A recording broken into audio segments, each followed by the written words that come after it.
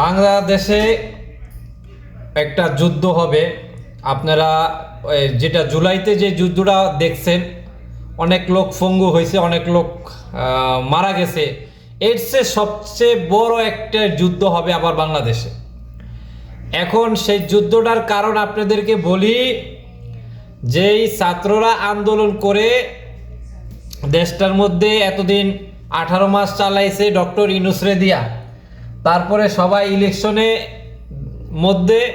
Election করে সবার জান শেষ হয়ে গেছে। এখন ইলেকশন যে দিছে সেখানে কম বেশি সবাই জানে যে জামাত পাস হয়েছে, কিন্তু জামাতকে পাস না করে দিয়ে বিএনপি ক্ষমতায় নিছে।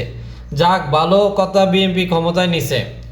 কিন্তু এই যে বিএনপি যে এখন যে ভুলগুলো করতেছে, সেই ভুলগুলোর কারণে তারা কিন্তু অনেক ক্ষতি মুখোমুখি হবে। যেমন তারা জামাতরে আরো অনেকগুলো জামাতের সাথে এনসিপির সাথে মিলেমিশে যদি দেশটা পরিচালনা করতো, একসাথে থাকতো, তাহলে তারা অনেক শক্তিশালী থাকতো। কিন্তু এখন তারা ক্ষমতায় যাওয়ার পরে একটা 6 বছরের একটা শিশু কন্যা তাকে ধর্ষণ করে মারা ফেলানো হয়েছে। এটা হচ্ছে ঢাকা হাতিরঝিল। সেখানে মামলা নেওয়া হয় নাই, পুলিশে মামলা নেওয়া নয়। যে একজন বিচারপতি ছিলেন, উপরের লেভেলের ভালো একজন বিচারপতি ছিলেন, যিনি সবার পক্ষে ভালো একজন বিচার, তাকে সরানো হয়েছে, আরেকজনকে বসানো হয়েছে। আর্মিকে, যে আর্মি মেন, তাদেরকে সরানো হয়েছে। এবং যেই আওয়ামী লীগ বড় বড় যারা দুর্নীতির সাথে জড়িত ছিল, খুন এবং হত্যার সাথে জড়িত ছিল, তাদেরকে এখন মুক্তি করা হচ্ছে। এবং যারা ইয়াবাহা এবং পেনসিডাইল বাংলাদেশের ভিতরে নিয়ে আসতো এবং তারা জেলে ছিল, তাদেরকে মুক্তি করা হয়েছে। তারপরে আপনারা 6 মাস অপেক্ষা করেন, 6 মাসও লাগবে না, এর আগে বিএনপি সকল নেতা কর্মী আসবে।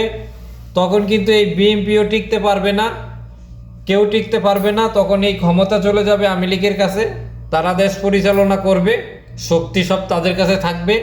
কিন্তু লাস্টে আপনার যে সাধারণ যে মানুষগুলো আছে, এগুলো অনেক প্রাণ হারাবে এবং দেশ অনেক আরও পিছিয়ে নিচে হয়ে যাবে। এখনই তো বাংলাদেশে যেই অভাব পড়ে যাবে, আরও সব কিছুর দাম বাইরে যাবে এবং অনেক বড় একটা যুদ্ধ হবে বাংলাদেশে। এই কথাগুলো বলছি, আপনারা যারা এই ভিডিওটা দেখছেন তারা অবশ্যই আপনারা করবেন। যে বাংলাদেশে যেগুলো হইতেছে এগুলো শুধু বিএনপি তাদের পকেট, তাদের টাকা পয়সা তারা নিতেছে, তাদের পকেট ভরানোর জন্য তারা এই কাজগুলো করতেছে। এবং তারা জামাতের সাথে, এনসিপির সাথে হাত মিলে একসাথে করতেছে না, যার কারণে তাদের ক্ষমতাও তারা হারাবে এবং ক্ষমতা আবার আওয়ামী লীগের কাছে যাবে। তবে আমরাও চাই যে ক্ষমতা আওয়ামী লীগ পাক, কারণ আওয়ামী লীগ একদল থাকলে, একদল যে এত 17 বছর ধরে আওয়ামী লীগে দেশ পরিচালনা করে আসছে, আওয়ামী লীগ সবসময় দেশ পরিচালনা করক, দেশের ভিতরে মারামারি হবে না, খুনাখুনি হবে না, জিনিসের দাম বাড়বে না, আমরাও শান্তিতে থাকতে পারবো, দেশও শান্তিতে থাকতে পারবো। আর এখন যেটা হইতেছে এই দল সেই দল করে আরও দেশের মধ্যে একটা অস্থিরতা হইতেছে, সাধারণ মানুষের ক্ষতি হইতেছে।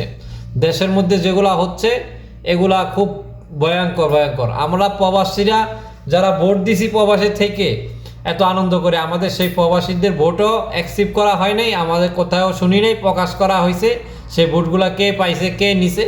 যাই হোক, আমরা প্রবাসীরা আবারও এই রেমিটেন্স শাটডাউন করবে সকল প্রবাসীরা। কারণ বাংলাদেশে এইরকম যদি অবস্থা চলে থাকে, একজনের প্রতি একজনের ধাক্কাধাক্কি, তাহলে আমাদের বাংলাদেশটা অনেক পিছিয়ে যাবে এবং সাধারণ মানুষের ক্ষতিটা হবে। এবং যত দ্রুত সম্ভব যদি এটা এখনই ঠিক না করা হয়, তাহলে কিন্তু বাংলাদেশে খুব খারাপ একটি অবস্থা চলবে। এই এনসিপিরও ক্ষমতা থাকবে না এই ধরে রাখার মতো, এবং এই জামাতও পারবে না। সবে মাঝখান থেকে শুধু খুনাখুনি আর রক্ত ঝরানো হবে। এই ভিডিওটা যদি আপনাদের এরকম কেউ একমত হয়ে থাকেন, তাহলে ভিডিওটা শেয়ার করে অন্যকে শোনার সুযোগ করে দিবেন। ধন্যবাদ সবাইকে।